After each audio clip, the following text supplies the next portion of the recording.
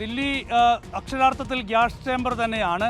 ദില്ലിയിലെ വായു മലിനീകരണം നിയന്ത്രിക്കാൻ കഴിയാത്ത രൂപത്തിൽ ഓരോ ദിവസവും അതിൻ്റെ എല്ലാ പരിധികളും കടന്ന് ഉയരുന്ന ഒരു സാഹചര്യം തന്നെയാണ്. ഇപ്പോൾ അരുൺ ചൂണ്ടിക്കാണിച്ചതുപോലെ തന്നെ ആനന്ദ് വിഹാർ മേഖലയിൽ രാവിലെ 5 മണിക്ക് രേഖപ്പെടുത്തിയിരിക്കുന്നത് എയർ ക്വാളിറ്റി ഇൻഡെക്സ് 403 ആണ്.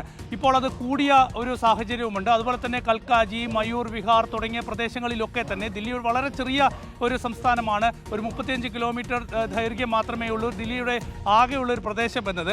ആ പ്രദേശത്തിനകത്ത് ഏതാണ്ട് എല്ലാ മേഖലകളിലും 400ഉം 350ഉം 400ന് മുകളിലും ഒക്കെയായി വലിയ തോതിൽ എയർ ക്വാളിറ്റി ഇൻഡെക്സ് കൂടിയിരിക്കുന്നു. അപ്പോൾ കേരളത്തിലൊക്കെ തന്നെ ഒരു 50ഒക്കെ ആയിരിക്കും എയർ ക്വാളിറ്റി ഇൻഡെക്സ് കാണിക്കുക. കൊച്ചിയിലൊക്കെ തന്നെ വലിയ വാഹന തിരക്കുള്ള കൊച്ചിയിൽ പോലും ഒരു 60ഓ 70ഓ ഒക്കെ ഉണ്ടാകാൻ സാധ്യതയുള്ളൂ. പക്ഷേ അവിടെ നിന്ന് ഡൽഹിയിലേക്ക് വരുമ്പോഴാണ് 403, 410 എന്ന നിലയിലേക്കൊക്കെ തന്നെ എയർ ക്വാളിറ്റി ഇൻഡെക്സ് ഉയർന്നു നിൽക്കുന്നത്.